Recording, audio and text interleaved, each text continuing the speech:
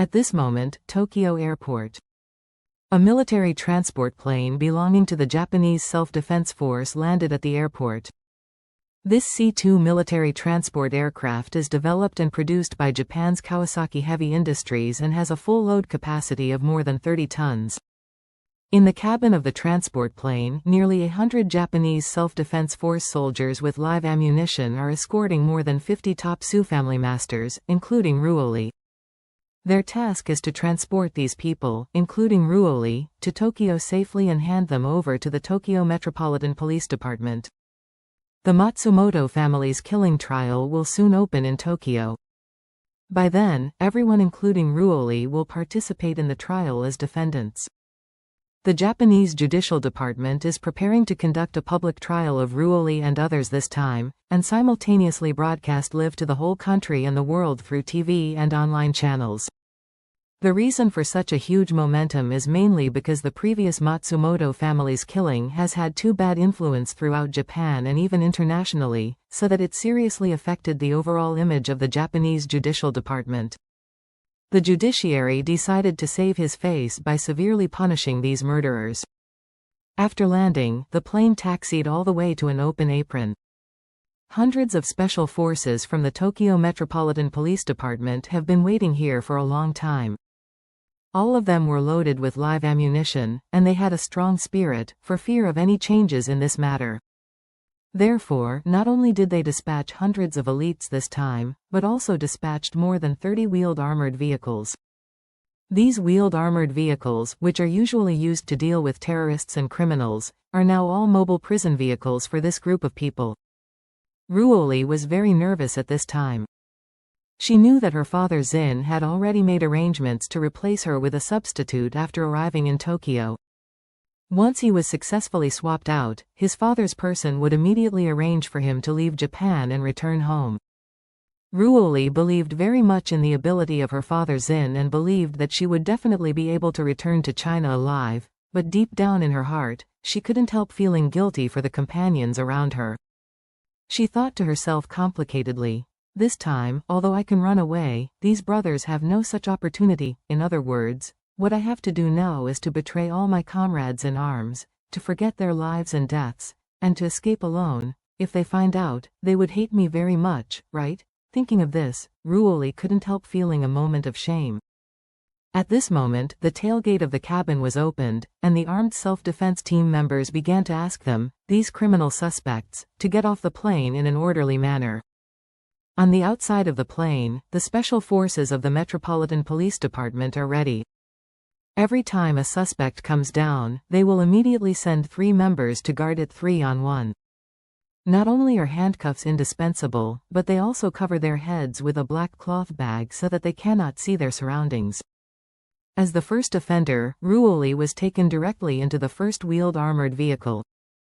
Subsequently, the other suspects took a wheeled armored vehicle for 2 each, and the entire convoy left the airport in a mighty manner, preparing to go to the special prison with the most heavily guarded Tokyo Metropolitan Police Department. At this time, on the edge of a crossroad on the highway outside the airport, several people in black are using binoculars to observe the convoy coming from a distance. One of them was holding a remote control in his hand, while keeping an eye on the leader of the convoy and counting the time. When the convoy was less than 50 meters away from the intersection, the man pressed the remote control, the original green light began to flash, and then quickly turned into a red light. Since the airport is in operation 24 hours a day, the traffic volume at this intersection is relatively busy. For the fleet of the Tokyo Metropolitan Police Department, the traffic rules must also be observed.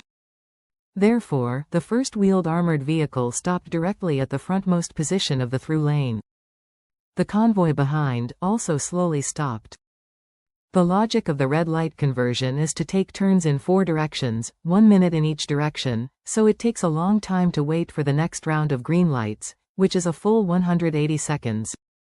The special forces on the armored vehicles were all standing by for fear of any gaps in the escort. Fortunately, the vehicles that shuttle back and forth on both sides are showing nothing unusual, and no one approaches their convoy. But who would have thought that at this moment, the special forces in the first wheeled armored vehicle immediately opened the emergency escape port under the vehicle.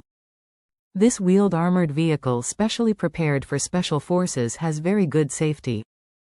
In order to ensure that the special forces in the vehicle can escape from danger, or after the door is severely hit or exploded, they are specially placed on the bottom of the armored vehicle. Installed an emergency exit opening from the inside to the outside. This emergency escape port is like a tank door installed upside down on the bottom of a wheeled armored vehicle. At this time, after the hatch was opened, a black sewer manhole was facing directly below. Because it is settled in advance, the manhole cover and the hatch are almost completely vertical. The hatch was just opened by the special forces in the car, and the sewer manhole cover was also removed at the same time.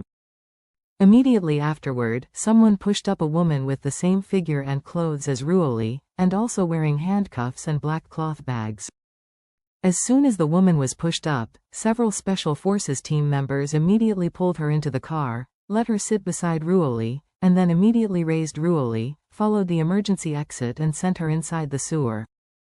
After the sewers connected Ruoli into the sewers, they immediately gestured an OK to the special forces in the wheeled armored vehicle, and whispered, "The red light has 30 seconds left, close the hatch."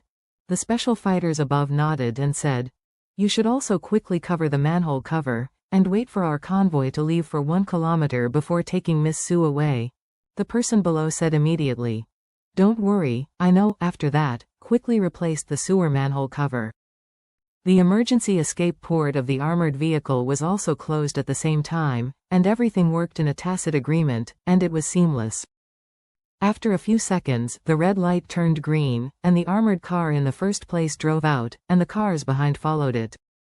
No one knew that the important suspect in that car had already been dropped. After the Tokyo Metropolitan Police Department's convoy had left about 1 kilometer, a black truck came from a distance. When the truck came to the intersection, the traffic light just turned red.